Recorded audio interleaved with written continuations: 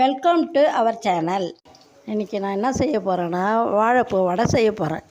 அதில் பச்சை மிளகா, வெங்காயம், கொத்தமல்லி, கருவேப்பிலை, சோம்பு இதெல்லாம் போட்டு நான் வடை செய்ய போகிறேன். கடலப்பருப்பு வடை.